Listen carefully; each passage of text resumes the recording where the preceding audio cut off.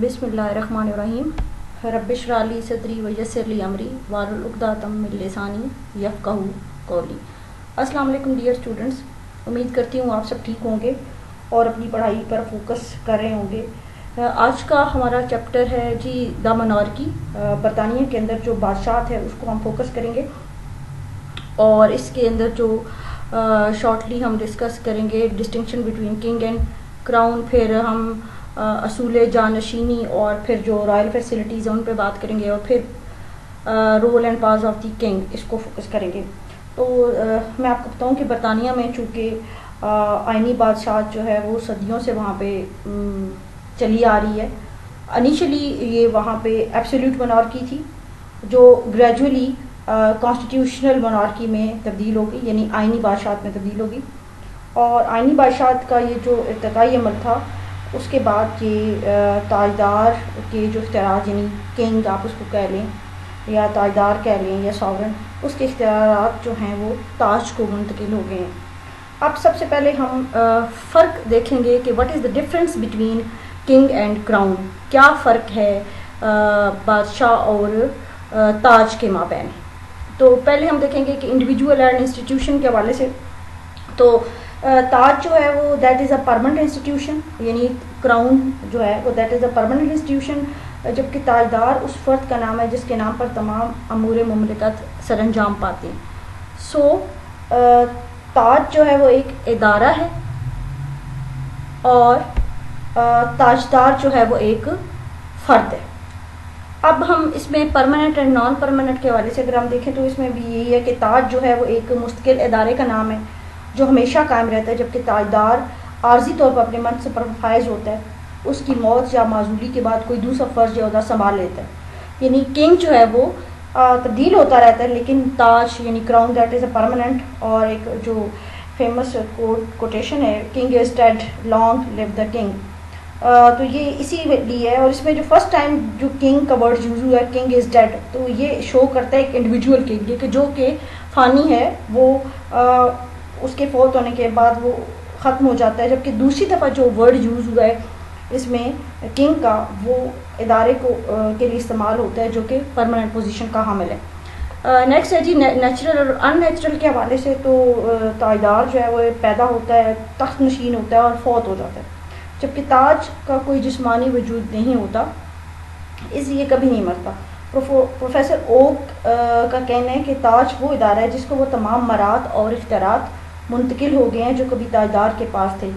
Doctor final के बकौल कि जब हम ताज के इख्तियारात की बात करते हैं तो हमारी मुराद बादशाह, पार्लियामेंट और काबीना होती है। तो ये फ़र्क है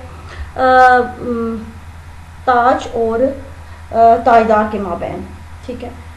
और अब हम देखेंगे principles of succession and royal facilities, यानी असूल जानशीनी और मरात जो है शाही मरात। तो आपको पता है कि बरतानिया में जो मोनार्की है, बादशाह जो है वो that is based on that is a heredity institution. लेकिन जो ग्लोरियस रेवोल्यूशन था 1688 का, उसके बाद ये असूल तस्लीम किया गया कि जानशीनी के मुतल्लिक जो रूल्स रेगुलेशंस होंगे उनको पार्लियामेंट जो है वो बनाएगी। 1701 में कानून जानशीनी एक्ट ऑफ सेटलमेंट जो है वो तय पाया। उसकी रूह से जो बेसिक प्रिंसिपल्स सेट किए गए वो क्या थे। एक तो ये नंबर 1 कि बादशाह जो है वो प्रोटेस्टेंट फ़िरके से ताल्लुक़ रखेगा, यानी कोई भी इंडिविजुअल जो बादशाह बनता है उसके लिए ज़रूरी है कि he must be from Protestants. और रोमन कैथलिक जो फ़िरका है उसकी औरत से शादी करने वाला, यानी रोमन कैथलिक खातून से शादी करने वाला फ़र्द तख्त नशीन नहीं हो सकता, ये भी उसके अंदर रूल तय पाया। फिर ये कहा गया कि जो किंग है वो मर्द अगर है तो वो किसी डाइवोर्सी खातून से शादी नहीं करेगा, और अगर औरत है फॉर एग्जाम्पल क्वीन है वहाँ पर, तो वो भी किसी डाइवोर्सी मेल से शादी नहीं करेगी, और अगर वो ऐसा करते हैं उनमें से कोई भी तो उसे तख्त छोड़ना होगा। 1936 में एडवर्ड हस्टम को एक अमरीकी औरत मिसेस सिम्पसन से शादी की सूरत तख्त को छोड़ना पड़ा था। तो ये जो रूल्स बनाए गए प्रिंसिपल्स ऑफ सक्सेशन, उसके अंदर ये चीज़ शामिल है। फिर 4th नंबर पे ये चीज़ है कि अगर जानशीनी के वक्त بادشاہ کی عمر 18 سال سے کم ہو تو پارلیمنٹ جو ہے وہ ایک اطالیق یا ایک نگران کونسل مقرر کرے گی. ان کیس بادشاہ جو ہے وہ وفات پا جاتا ہے یا اس کی معزولی ہوتی ہے یا وہ خود عہدہ چھوڑ دیتا ہے تو اس صورت پہ کیا ہوگا کہ جو بڑا لڑکا یعنی اگر اولاد نرینہ نہیں ہے تو بڑی لڑکی تخت نشین ہوگی. یعنی معزولی کی صورت میں پہلی تو شرط ہے کہ بڑا لڑکا ہوگا, اور اگر نہیں ہے اولاد نرینہ نہیں ہے تو بڑی لڑکی, اور اگر بادشاہ کی اولاد ہی نہیں ہے تو اس کا چھوٹا بھائی تخت نشین ہوگا. سو یہ پہلے سے سارے رول سیٹ کر دیے گئے ہیں.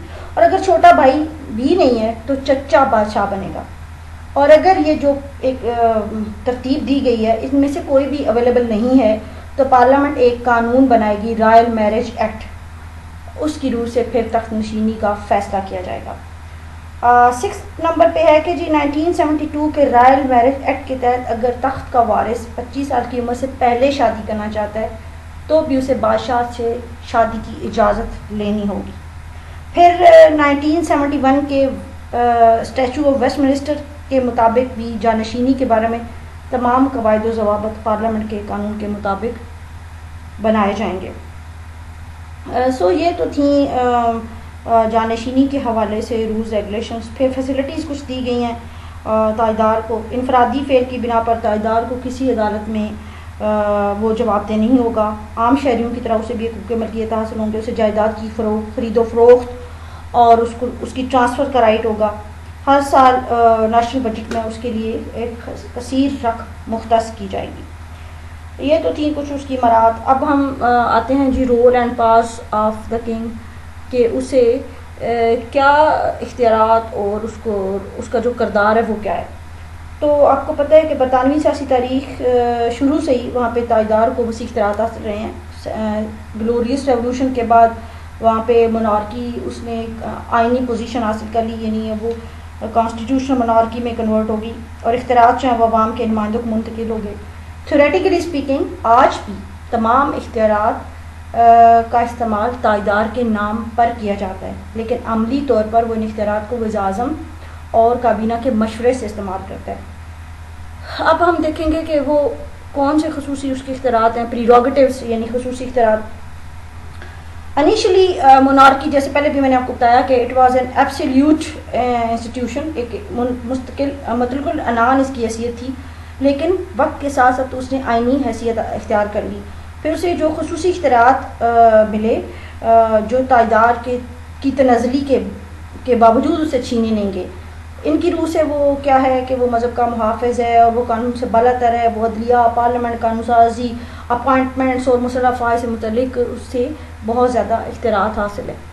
پھر اپوائنٹمنٹ آف پرائم منسٹر, تائیدار آئینی سربراہ کے طور پہ وزیر اعظم کا تقرر کرتا ہے. عام حالات میں وزیر اعظم جو ہے وہ ہاؤس آف کامن میں اکثریتی پارٹی کے سربراہ کو وزیر اعظم بننے کی دعوت دیتا ہے. پھر فارمیشن آف کیبنٹ, کابینہ کی تشکیل. بنیادی طور پر کابینہ کی تشکیل بھی وزیر اعظم کی ذمہ داری ہے, جو اس کی تشکیل کرتے وقت مختلف پہلوؤں کو مد نظر رکھتا ہے, لیکن اس کے باوجود وہ تائیدار کی پسند ناپسند کو, یعنی بادشاہ آپ کہہ لیں, اس کی پسند ناپسند کو بھی مد نظر رکھتا ہے. بیج ہارٹ کی اوپینین کیا ہے اس کے بارے میں, تائیدار کے بارے میں, کہ وہ کیا رول پلے کرتا ہے. تو 3 چیزیں اس نے ڈیفائن کی ہیں. ایک تو وہ ایڈوائز کرتا ہے, انکریج کرتا ہے اور وارن کرتا ہے. ایڈوائز کس طرح سے کرتا ہے, یعنی آپ کہہ لیں مشورہ دیتا ہے یا اس کو. تو برطانیہ میں تائیدار عموماً ظاہر ہے وہ طویل عرصے تک وہ اپنے عہدے پر فائز جیسا رہتا ہے. کئی وزرائے اعظم کے ساتھ وہ کام کرنے کو اسے موقع ملتا ہے, تو وہ ایک سیزنڈ پولیٹیشین ہوتا ہے, فور سائٹڈ ہوتا ہے. تو وہ کابینہ کو مشورے دیتا ہے, ان کو ایڈوائز کرتا ہے. پھر اگر وہ کوئی اچھے منصوبے لانچ کرتی ہے کابینہ یا اچھے پروجیکٹس کو انیشیٹ کر کے ان کی کارکردگی بہتر کرتی ہے تو بھی اس کے اوپر ان کی حوصلہ افزائی کرتا ہے. پھر اگر کوئی ایسا کام اگر کابینہ کرتی ہے جو کہ نیشنل انٹرسٹ کے اگینسٹ ہے تو پھر بادشاہ اس کو وارن بھی کر سکتا ہے. تو یہ بیج ہارٹ کی اوپینین میں یہ اس کے 3 عام فریضوں میں سے شامل ہے. پھر فورن افیئرز میں اگر آپ دیکھیں تو جو اس کے اختیارات ہیں وہ یہ ہے کہ وہ دوسرے ممالک میں برطانوی سفیروں کا تقرر کرتا ہے, دوسرے ممالک کے سفیروں کے اسناد کی اسناد تقرری جو ہے ان کو وصول کرتا ہے, جو باقی ممالک کے سربراہان مملکت جو ہیں وہ آتے ہیں ان کو ریسیو کرتا ہے، کابینہ کے فیصلوں پر وہ عمل کرواتا ہے، اور پھر اس کے بعد he is the head of Commonwealth. تو دولت مشترکہ میں بھی وہ جتنے ممالک شامل ہیں ان کا بھی وہ سربراہ ہے، وہ کبھی برطانیہ کی نوآبادیات رہے ہیں، اور برطانیہ کے بادشاہ کو ظاہر ان تمام ممالک کے اندر بہت ہی رسپیکٹ سے دیکھا جاتا ہے. پھر ہی سمبل آف یونٹی، برطانیہ میں تاجدار کو ایک اتحاد کی علامت آپ کہہ لیں وہ سمجھا جاتا ہے. عوام اس سے بہت عقیدت رکھتے ہیں، احترام کی نظر سے دیکھتے ہیں. میں نے آپ کو پہلے بھی بتایا کہ وہاں پر جتنے بھی انسٹیٹیوشنز ہیں وہ اولڈ ہیں. برطانوی عوام جو ہیں وہ قدامت پسند ہیں اور وہ اپنے اداروں کے ساتھ وابستہ ہیں، تو اسی طرح سے وہ بادشاہت کے ادارے کے ساتھ بھی وابستہ ہیں. وہ اپنے فرائض سیاست سے بالاتر ہو کر غیر جانبداری سے یا نیوٹرالٹی سے سر انجام جو ہے وہ دیتا ہے. پھر ہی از دا کانسٹیٹیوشنل ہیڈ، آئینی سربراہ ہے جو مملکت کی وحدت کی نمائندگی کرتا ہے. اور دین ہی از رسپانسبل، کہ وزیر اعظم کی ذمہ داری ہے کہ وہ کابینہ کے فیصلوں اور اہم حکومتی امور سے تاجدار کو باخبر رکھے. وہ تاجدار کے ساتھ مسلسل رابطہ رکھتا ہے. جتنے بھی ایڈمنسٹریٹو ڈپارٹمنٹس ہیں، لیجسلیشن سے متعلقہ معاملات ہیں، یہ ان تمام ڈپارٹمنٹس کی جو پرفارمنس ہے اس کے بارے میں وہ تاجدار کو روٹین بیسس پہ آگاہ کرتا رہتا ہے. یہ تو سارے تھیں اس کی اسپیشل پاس جو ہیں کنگ کی. تو اس جتنی بھی ہم نے بات کی سے تو آپ کو یہ اندازہ ہوتا ہے کہ نظریاتی طور پہ تو اب بھی بادشاہ بے حد اختیارات کا حامل ہے، لیکن پریکٹیکلی اسپیکنگ وہ ان اختیارات کو خود استعمال نہیں کرتا. اس کے بہاف پہ کچھ دوسرے ادارے ہیں جیسے پارلیمنٹ ہے، پرائم منسٹر ہے، کیبنٹ ہے، وہ ان کو استعمال کرتے ہیں. ہم آگے ایک نیکسٹ چیپٹر میں یہ بھی دیکھیں گے کہ وہ کون سے ادارے ہیں، وہ تھورولی ڈیٹیل ہم ڈسکس کریں گے کہ وہ ادارے کون سا فریضہ ہے جو اس کے نام پہ، اس کے بہاف پہ سر انجام دیتے ہیں. برطانیہ میں کہا جاتا ہے کہ دیر از اے سیریمونیل پارلیمنٹری سسٹم، اور وہاں پہ جو بادشاہ ہے وہ برائے نام اختیارات کا حامل ہے، اور اس کی جگہ پہ دوسرے ادارے اختیارات استعمال کرتے ہیں.